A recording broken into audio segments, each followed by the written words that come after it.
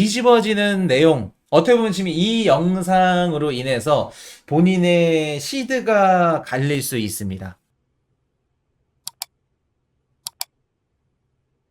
1억을 들고 왔는데 코인 이슈 경제 채널 영상을 보고 코인 이슈 방송을 보고 시드가 10억이 됐어요. 감사합니다. 라는 댓글을 아마도 올해 연말쯤, 빠르면 연말, 내년, 아무리 늦어도 내년 연말 정도 달 수 있지 않을까. 그런 내용 들어갑니다. 이더리움 레이어2 베이스가 뜬다. TVL 80억 달러 초과 수익성 1위. 자, 우리 올해 상반기부터 코인 이슈 경제 채널 방송을 보셨던 분들은 아시겠지만 제가 RWA 섹터 상승할 겁니다. 찝어드렸었고, 그리고 솔라나, 그리고 미국인들이 좋아할 만한 밈코인들 이런 것들 보세요 라는 것도 한번 찝어드렸었죠. 그래서 수익을 보신 분들도 계실 거고, 뭐 저 젊고 새파란 놈이 해봤자 뭔 얘기를 떠들겠어 해서 말을 안 듣고 아쉬워하신 분들도 계실 겁니다. 많은 분들을 위해서 이번 한 개 더 갖고 왔습니다.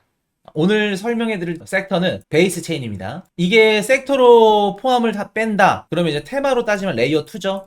레이어 2 체인 중에 베이스 체인을 소개를 해드릴 겁니다. 방송 볼 때마다 코인이씨님은 사지 말라는데 너무 사고 싶게 얘기해 주신. 자, 웬만해서는 제가 쓰잘데가 없는 건 소개 안 해드려요. 현물 ETF 승인되고 나서 가장 수혜주로 받을 거다. 수혜를 받을 거다. 얘네 폭등할 거다. 설명드렸던 게 RWA 섹터였습니다. 뭐 맞췄다 틀렸다 뭐 상승했다 말씀드리면 생생내는 게 아니라, 그러고 나서 블랙록 얘기 나오면서 RWA 섹터 막 미친듯이 막 2배 3배 폭등 나왔죠. 그럼 올해 연말은 또 이제 베이스 체인이지 또. 자, 가도록 하겠습니다. 한 가지 한번 퀴즈 한번 내볼게요. 이번에 미국의 비트코인 현물 ETF가 승인이 됐죠. 블랙록, 피델리티, 캐시우드, 나스닥에 상장이 됐습니다. 상장이 되면서 가장 큰 수혜를 얻은 기업이자 가장 큰 피해를 입은 기업이 누굴까? 어떻게 보면 가장 큰 수혜자는 아니다. 그래도 수혜를 보긴 했죠. 수혜를 보기는 봤지만 가장 큰 피해를 입었어. 누굴까?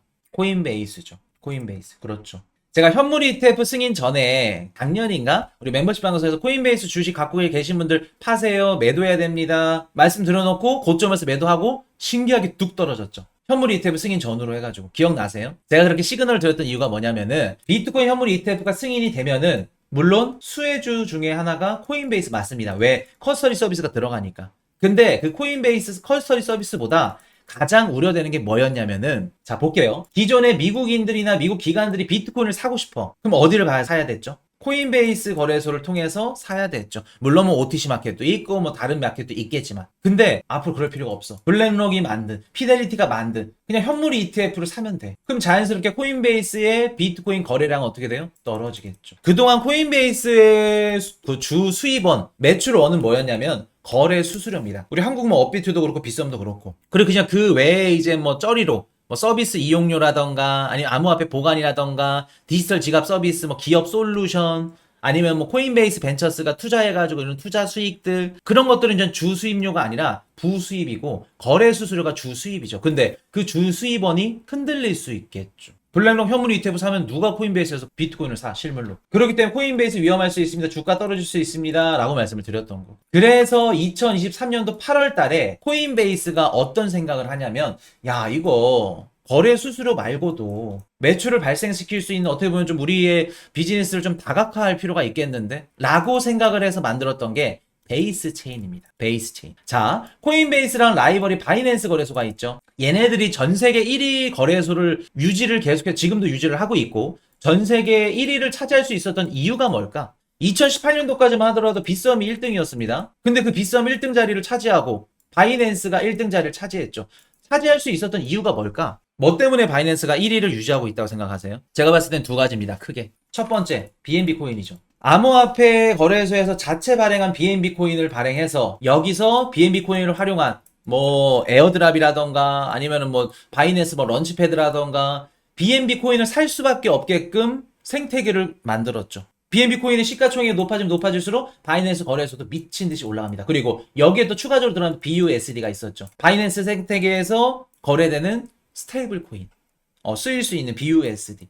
요거는 뭐 이제 없어졌지만. 자, 그리고 두 번째, BNB나 BUSD가 놀 수 있게끔 체인망을 깔아줬어. 체인망을. 그게 뭐예요? BNB 체인. BP 뭐 20 해가지고 뭐 스마트 체인 이런 것들. 그러니까 BNB라던가 바이낸스 생태계에서 발행된 코인들이 놀 수 있게끔 바이낸스 체인을 만들어줬죠. 그럼 여기서 거래를 하고 코인을 발행해서 그 코인이 잘 돼.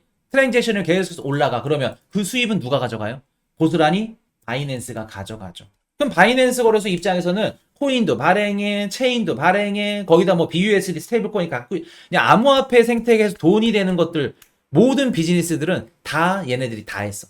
다 갖고 있었어. 어떻게 보면은 BUSD를 통해서 나중에 뭐를 하고 싶었냐면은 그렇게 될까봐 미국 정부에서 바이낸스를 때린 거예요. 그리고 바이낸스 거래소는 꺾일 수밖에 없다고 제가 분석을 하는 거고, BUSD나 BNB나 이런 걸 갖고 뭐를 할 거냐면은 얘네들이 전 세계 글로벌 크립토 뱅크를 할 거였습니다. 원래 그냥 냅뒀으면 미국 정부가 BUSD를 통해서 전 세계에 있는 은행들이 어떻다? 이자를 뭘로 줄 수 있게끔 BUSD로 줄 수 있게끔. BUSD, TVL을 미친 듯이 키운 다음에 대출도 해주고 이자도 해주고 예치도 해주고, 그러니까 전 세계 글로벌 모든 금융 서비스를 누가 한다? 바이낸스가 할 거다. 그거를 생각을 하고 있었어요. 근데 미국 정부가 그걸 냅둘까? 어떻게 보면 스위프트방이 하는 역할을, IMF가 하는 역할을 지네가 하려고 지금 이렇게 밑에 계속해서 물밑 작업을 하고 있는데 미국 정부에서 막을 수밖에 없지. 그렇기 때문에 제가 바이낸스 거래소는 언젠간 1등 자리 무조건 내려올 수밖에 없다라고 말씀을 드렸던 겁니다. 그렇게 작업을 하다 BUSD가 지금 팔이 잘렸죠. BNB도 이제 그 다음 차로 잘릴 겁니다.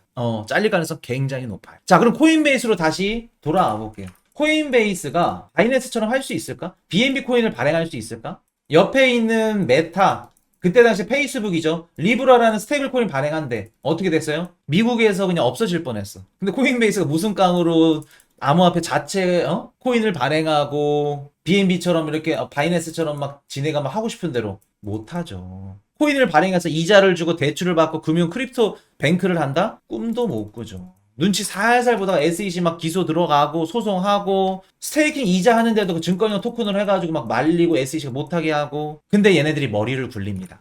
2023년도 8월 달에 베이스라는 체인을 발행하죠. 베이스라는 체인을 발행할 수 있었던 이유가 뭐냐면 얘가 어디에 소속이 되어 있냐면 이더리움 체인에서 파생되는, 어떻게 보면 좀 뭐라 그럴까, 레이어 2 개념의 베이스 체인을 발행합니다. 그럼 그때 당시에 이더리움이 증권형 토큰이다 아니다 막 시시비가 갈렸었지만 지금 이더리움은 증권형 토큰이 아니다라는 쪽에 조금 더 무게추가 기울었죠. 그럼 볼게요. 코인베이스가 자체적으로 체인을 발행하면 증권형 체인이야? 증권형 성격이야? 라고 할 수 있겠지만 이더리움에 살짝 숟가락을 얹으면 증권형 토큰 이런 뭐 증권성 시비에서도 자유로울 수 있고, 그리고 토큰 발행 안 해. 바이낸스처럼 BNB 발행 안 해. 그냥 이더리움 그 베이스라는 이더리움이랑 호환성이 높은 좋은 체인만 하나 딱 발행을 해. 그래서 뭐를 하겠다는 거예요?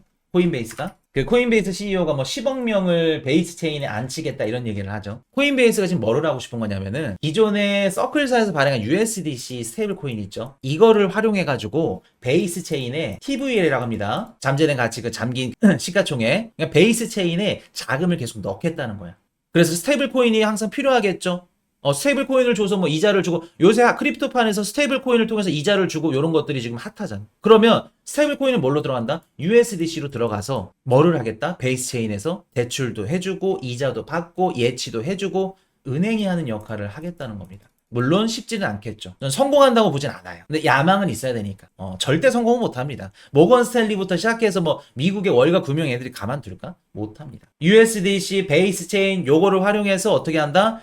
코인베이스가 크립토뱅크를 할 수 있게끔 은행이 하는 모든 시스템들, 서비스들 이거 하겠다는 겁니다. 기존의 레거시 금융권 애들도 야 전통 금융권에서도 야 베이스가 체인 이렇게 해? 탐낼 수 있을 만한 그런 체인을 만들게. 그게 뭐다? 베이스 체인입니다. 자, 그럼 볼게요. 코인베이스가 만든 베이스 체인이 있는데 지금 보시면 자 베이스가 파란 색깔입니다. 요게 수수료예요, 수수료. 그러니까 베이스 레이어 2 체인에서 트랜잭션 거래량이 가장 많으면 수수료가 가장 높겠죠. 그래서 얘를 잘 보시면은 지금 3월달, 4월달, 5월달 수수료가 계속해서 높아지고 있는 거를 보실 수 있을 겁니다. 보이시죠? 지금 거의 3개월 연속 베이스 체인의 수수료가 가장 높아요. 그 다음에 높은 게 뭐 아비트럼 이런 애들 보이시나요? 자, 그럼 볼게요. 베이스 체인의 수수료가 왜 높을까? 그리고 왜 3, 4, 5 이렇게 지금 레이어 2 수수료가 요거를 기점으로 이렇게 3, 4, 5 이렇게 높아졌을까? 제가 예전에 한번 말씀드렸었는데 요거는 우리 멤버십 방송에서 말씀을 드렸어. 자, 레이어 2 체인들은 얘네들 때문에 갈 겁니다. 기억하세요? 얘네들 때문에 레이어 2 체인은 더욱더 각광받을 겁니다. 어떻게 보면 얘네들이랑 커플링으로 갈 수도 있어요. 기억나시는 분? 자, 한번 대답 한번 해볼게요. 이거 대답하시면 진짜 복습 잘하시는 거지. 사용량 말고. 얘네들이 상승하고 폭발적으로 올라가면 레이어 2 체인들도 곽강을 받기 시작할 겁니다. 비트코인 현물 ETF가 승인되고 나서 RWA 섹터가 상승한 것처럼 골드스타님 이더리움 그렇죠. 유경수님 YCK님 이더리움. 제가 덴쿤 업그레이드 가장 큰 수혜주가 누구라고 말씀드렸죠? 레이어 2 체인입니다. 왜? 덴쿤 업그레이드를 하면 어떻게 된다? 레이어 2 체인들의 수수료가 급감합니다. 최대 90%까지 급감할 겁니다. 그러면 레이어 2 체인의 거래량이 미친 듯이 늘어날 겁니다. 기억나세요? 자, 3월 달부터 미친 듯이 거래량이 늘어나죠. 3월 달에 뭐가 있었죠? 덴쿤 업그레이드가 있었죠. 이더리움. 덴쿤 업그레이드 하니까 레이어 2 체인의 거래 수수료가 미친 듯이 감소했죠. 그러면서 베이스 체인도 미친 듯이 거래량이 늘었고 수수료가 떨어지면서 어떻게 된다? 활성화 사용자 수도 미친 듯이 늘어났고. 지금 2024년도 5월 달 레이어 2 전체 수수료가 1000만 달러입니다. 그 중에 베이스 생태계가 기록한 금액이 698만 달러예요. 그러니까 70%를 베이스 체인이 가져갔다는 겁니다. 그만큼 잘 나간다는 거예요, 지금. 수수료가 평균 수수료가 한 60% 가까이 하락했대요. 트랜잭션 400% 올라갔고 베이스 체인에. 자, 그럼 볼게요. 제가 베이스 체인을 왜 갖고 왔냐면은 내가 코인베이스야. 미국 1등 암호화폐 거래소 코인베이스야. 앞으로 블랙록이 이더리움 현물 ETF도 승인할 거고 뭐 솔라나 ETF 무슨 ETF 그럼 코인베이스의 자리는 줄어들까 아니면 더 올라갈까? 지금 코인베이스가 커스터디 하죠. 향후 1년에서 2년 안으로는 커스터디 JP모건이나 모건스탠리, 뭐 골드만삭스, 뉴욕 멜론은행 이런 애들이 할 겁니다. 그러면 코인베이스는 자리를 잃게 될 거예요. 커스터디도 못합니다. 암호화폐 거래소에 커스터디를 맡긴다? 말도 안 되는 거죠. 원래는 ETF 커스터디를 맡는 애들은 조금 신용도가 있고 기존에 막 몇십 년 된 애들, 금융시장에서 조금 신뢰도가 있는 애들이 하는 겁니다. 근데 코인베이스가 다급하게 이번에 현물 ETF 승인을 하다 보니까 코인베이스가 할 수밖에 없죠. 그럼 앞으로 그 커스터디 역할을 JP모건이나 미국에 있는 금융권들이 할 거다. 그럼 코인베이스는 거래량도 줄고 커스터디 안 되고 벌어 먹을 수 있는 게 없어. 그럼 내가 코인베이스 CEO야, 암스트롱이야. 뭐를 활성화시켜야 될까? 기존의 짭짤한 수입원 거래량, 커스터디 이런 것들은 조금 없애고 줄이고 사업을 다각화해서 어떻게 한다? 베이스 체인을 좀 더 키워야겠죠. 그럼 베이스 체인의 수수료가 많이 들어오려면 어떻게 해야 돼요? 베이스 체인에서 발행된 코인이 미친 듯이 폭발적으로 성장을 해야겠죠. 이번에 솔라나가 이더리움보다 많이 가는 이유가 뭐예요? 솔라나 밈코인들이 막 폭발적으로 날뛰기 시작했죠. 그 모습을 코인베이스가 베이스 체인에서 재현을 시켜야겠죠. 이해되셨나요? 그래야 코인베이스 매출도 올라가지. 그러면 우리가 앞으로 베이스 체인에서 어떤 코인들이 발행이 되는지 유심히 보시고 그 코인들은 코인베이스의 상장 가능성이 높다, 낮다? 앞으로 상장 가능성이 높다. 올해는 누가 코인 시장을 이끈다? 미국인들이 이끈다. 그럼 올해 상승하는 코인 테마도 코인베이스, 베이스 체인 해당이 되죠. 이해되셨나요? 제가 이렇기 때문에 우리 하우스 방송에 멤버십 방송에서 베이스 계열 코인 그거 알트코인 추천 드렸던 겁니다. 이래서 이렇게 추천을 드린 거예요. 그래서 올해 우리가 베이스 체인에서 발행된 알트코인 한 개만 가져가셔도 진짜 뭐 남들이 추천하는 코인 뭐 10개, 100개 남부럽지 않을 거다. 그렇기 때문에 우리가 베이스 체인에서 발행되는 알트코인을 유심히 보셔야 된다. 우리 미국 테마 코인 요것도 다 포함이 되는 거고. 그래서 제가 매력적으로 보고 말씀을 드리는 겁니다. 이해되셨나요? 그래서 올해는 알트코인 선정이 굉장히 중요하다. 17년도, 21년도 불장이랑 올해 24년도 불장을 3번의 불장을 대비해도 유동성이 올해는 한정적이다. 그러면 한정적이라는 거는 한정적인 코인만 올라갈 거다. 그럼 우리가 코인을 잘 찍어야겠죠. 17년도에 막 다 찍으면 다 폭발적으로 올라가고 21년도 30%만 올라가고 그런 장이 아니다.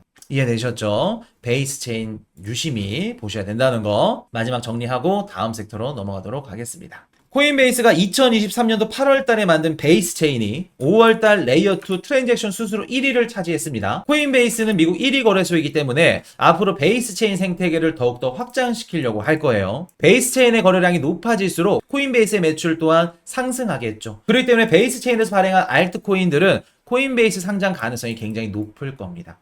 올해 베이스 체인 생태계를 유심히 보셔야 되겠죠.